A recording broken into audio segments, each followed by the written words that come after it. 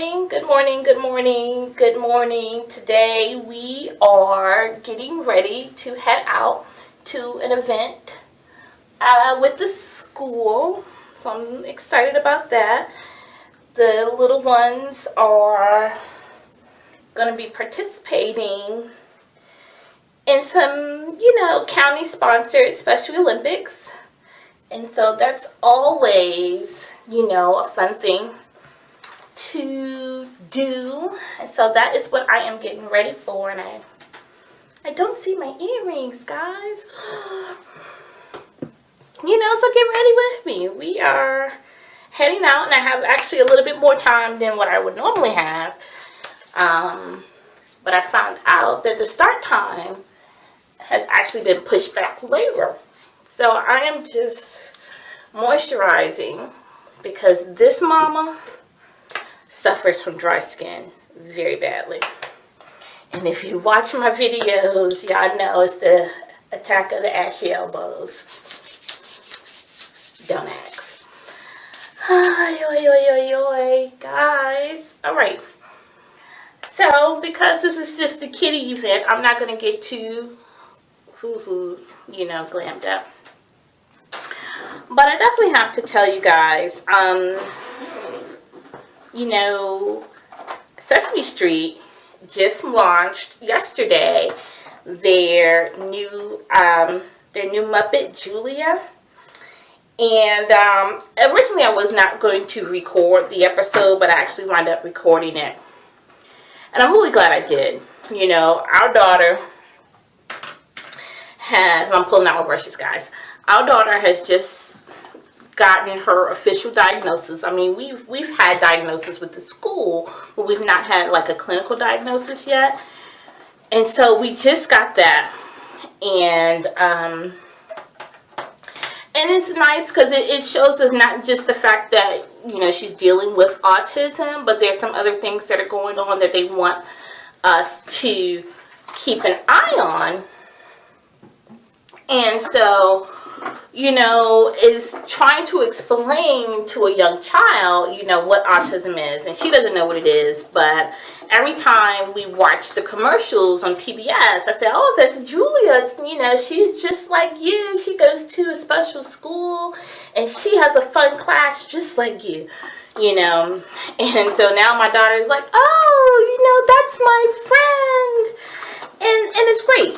She doesn't really understand what autism is or, what's going on inside. And that's fine. She doesn't, she's not some alien. She has her struggles. But, she's human. She has feelings and emotions. And she deals with things just like we do. I'm trying to pull out, and I probably should have had all my makeup, guys, set out already. So, if you want to know what I keep looking down at, I'm looking down at my makeup bag. Cute little bag. But, so I got a chance to sit and to watch the episode yesterday on, GPB, because we're here in Georgia, and it was really nice. I loved how they portrayed Julia, and I'm telling you guys, a lot of the mannerisms that they portrayed, and we know, guys, that every person who has autism is completely different. They look different, their speech is different. Some are verbal, some are non-verbal, some are what I call semi-verbal, which is how I describe my daughter as semi-verbal, because yes, she can talk, but she can't really communicate dialogue-wise back and forth. That part is very limited. So where her vocabulary knowledge is like maybe second grade, third grade level, her comprehension and dialogue is more like pre-K level. Okay, so I describe my daughter as being semi-verbal. Okay, And it's okay. That's just me. That's not a doctor, diagnosis. That is just me. Cover this scar. And so, yes, I do cover. Because I got crazy facial hair. And even if I send it away, it's like a weed. It always comes back. Now, do I put my makeup on, the proper way? Probably not. But I do what I do. And I try to cover my dark spots. At least the ones that are self-inflicted. So, I really like how they portray Julia. I really do. A lot of the things that the mannerisms that Julia has is very similar to my daughter. Now, when my daughter stims, my daughter does not, do the kind of stereotypical flapping of the hands, okay? She does stim. She flails her whole body when she stems. So she's normally laying down when she stems, and she is like, and the first time, seeing her do this, I was like, what the heck are you doing? Like, one, put your legs down, two, get off my sofa like that. Like, I don't know what you're doing, but you need to chill. We didn't know at the time. We did not understand really kind of what was going on with her.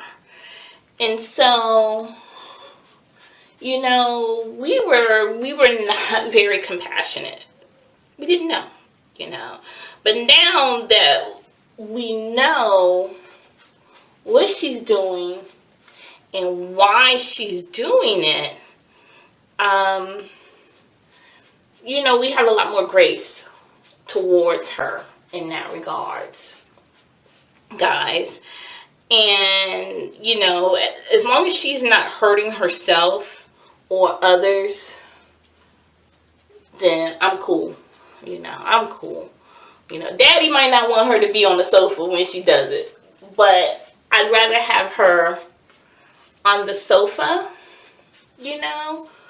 stimming, than on a concrete subfloor where she could really get hurt, And so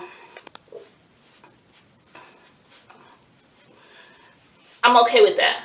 I am very much okay with her stimming on our furniture, because she flails. And she really flails. So if you, especially having a toddler, if he kind of hops on the sofa not knowing any better because he thinks she's playing, he can very easily get kicked very hard to the face.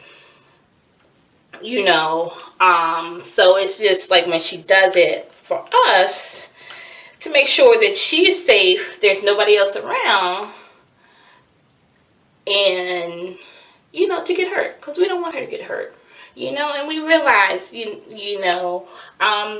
first, once we got past that first stage of like, what the heck are you doing? To the, okay, this is something that's part of the autism life. I used to call them kicky legs because I didn't know what she was doing. I just knew she was just laid out on my sofa, kicking her legs. And so I was like, oh, you got the kicky legs, you're excited? Oh, okay. So now, I still call it excited legs because she doesn't know what stimming is. And,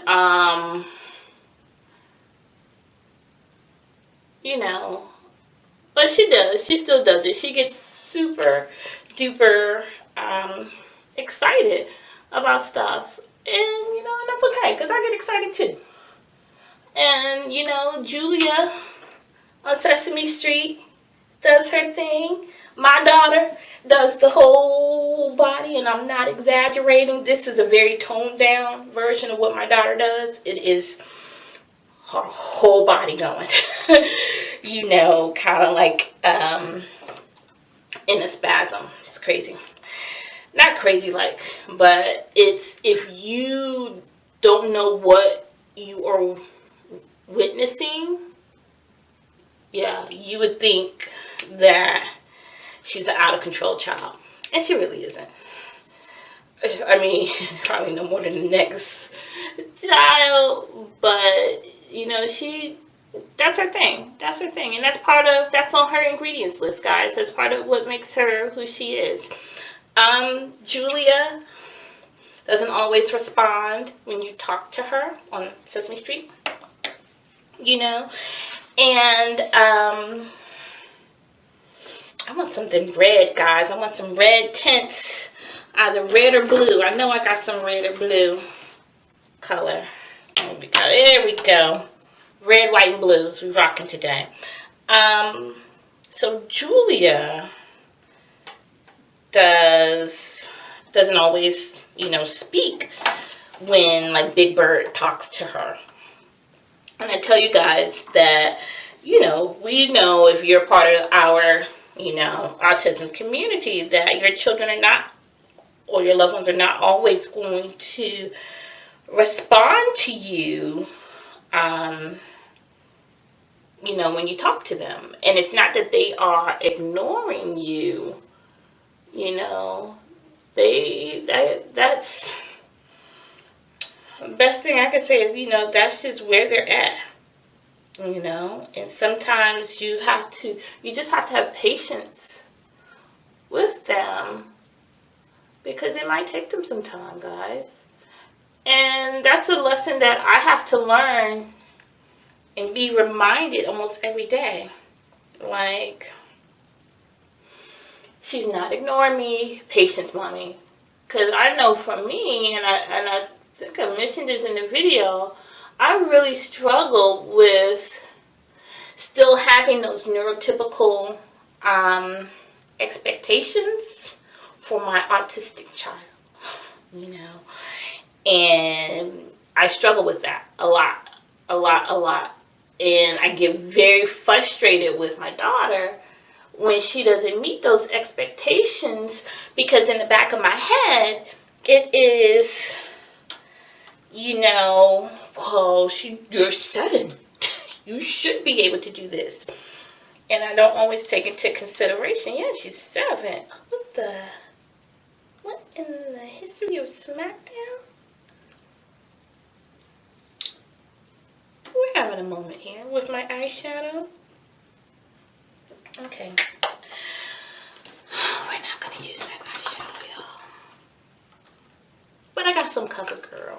Some more CoverGirl. And it's just as bright. So, I really struggle with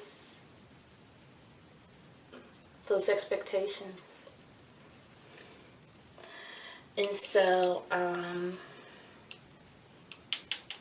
that's something I have to constantly remind myself, especially when I get frustrated. And I'm telling y'all, I get frustrated.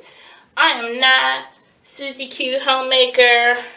I am not Mary Poppins, y'all. I get ticked.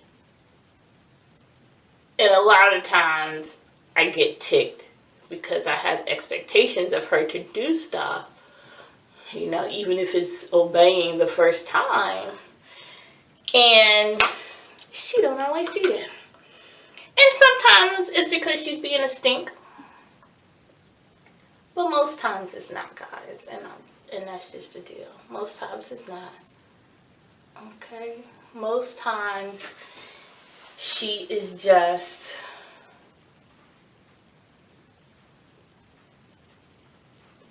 It's just part of her ingredients list, guys. Okay? And I know I got blue eyeshadow. Back to the 80s, y'all. But, that's kind of what we deal with her, you know. She has her, going back to Sesame Street now, Julia has her little stuffed animal that kind of gives her comfort. And our daughter doesn't really have that, but she does have these little, they're called little people. That's what they are physically, and that's the name of them, little people.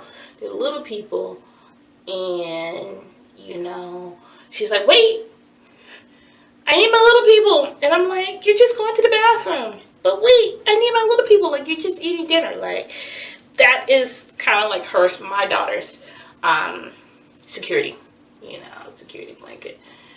And,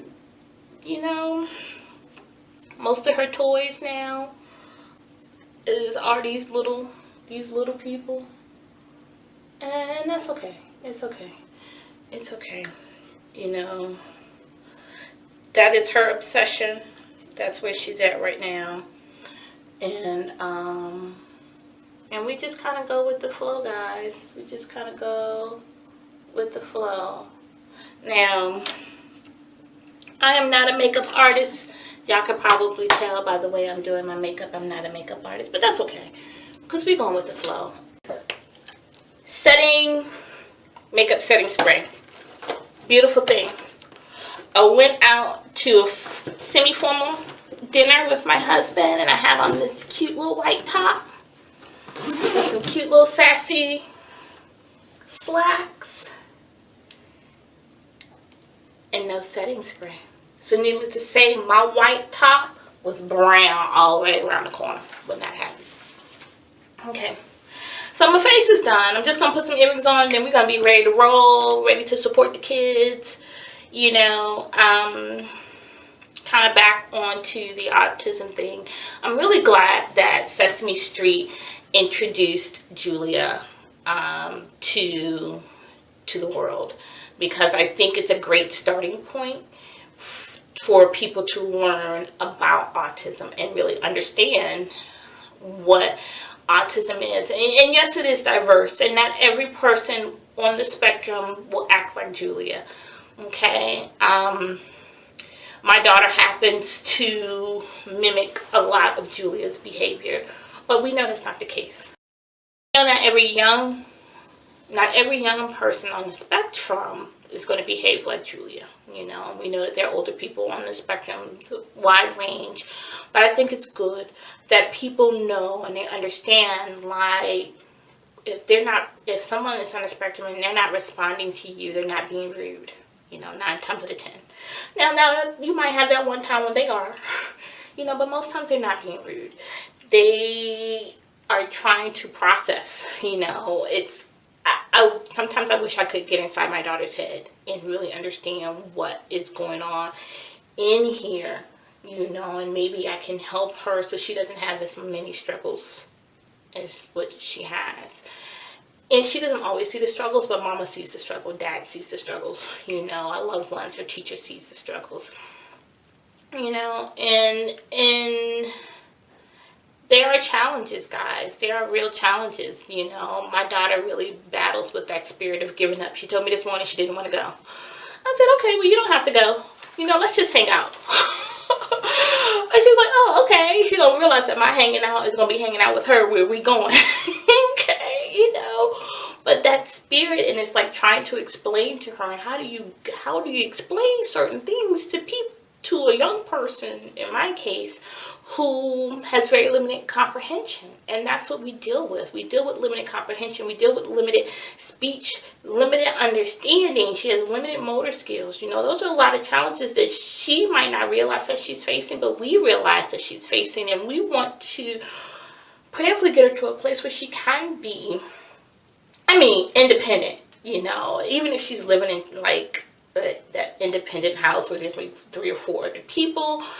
Man, I would love to see her 100% independent.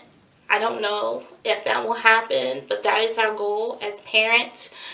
My goal also is to educate people as best I can, and I'm start small. That's okay. I'll start with family and friends to help them to understand what our life is like on the spectrum, so when they are with our daughter, they can understand,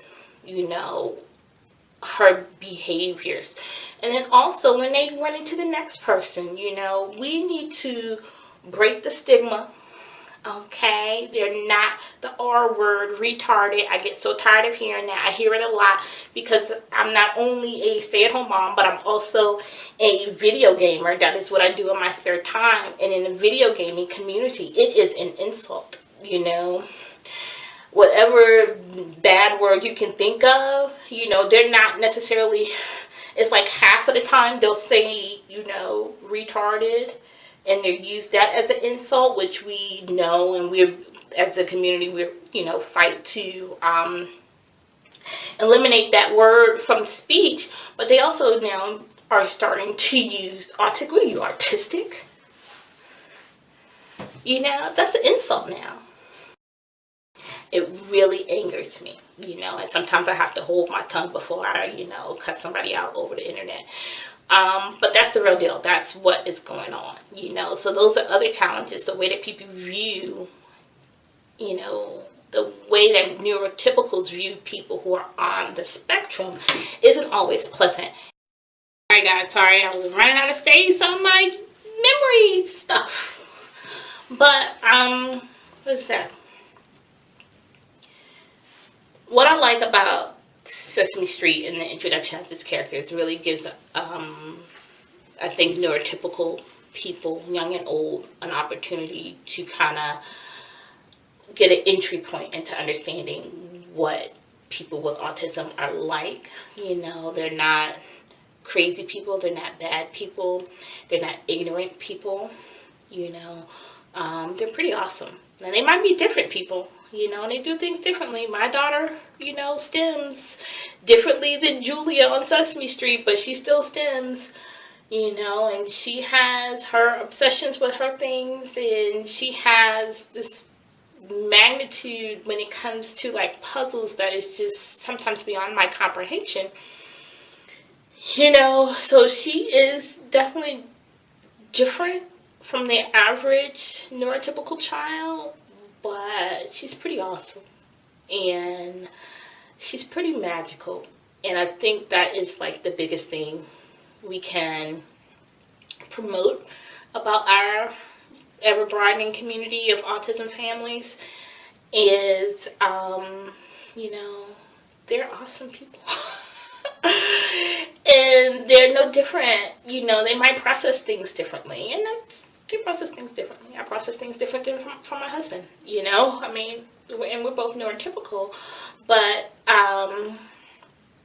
you know, they might process different, but they're not different.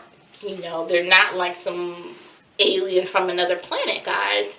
You know, these are awesome, beautiful, wonderful kids. And today, you know, we're going out to support them, and I'm super excited. I love up on my physical child, but I also love up, you know, on her classmates and schoolmates, and to give them support, because, you know, parents are not always at a place where they can take off to attend events like this. And so I try to love up on these kids as much as I can.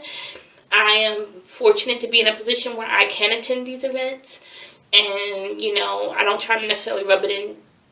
I do not try to rub it into, you know, the other parents' faces. I try to get as much pictures and videos and send it to the schools. Say, hey, you send these out to the parents so they can see their kids, you know, and encourage their kids. Even our kids are probably not going to be Olympic athletes, you know, but they still deserve the encouragement and the praise, and that's what I'm going to do today. That's what the whole family is gathering to do today, and I'm super excited. Guys, I'm excited. I'm excited about Julia on Sesame Street. I'm excited to show my daughter the episode. I'm kind of nervous too, because she does not know what that label autism is, and I don't want her to attach to that label. You know, I just want her to continue to be the awesome little princess she is. And so I'm kind of torn. I want her to see it, but I kind of don't. So we'll see, and I'll keep you guys posted. But thank you for getting ready with me. And guys, we'll see you in the next video, all right?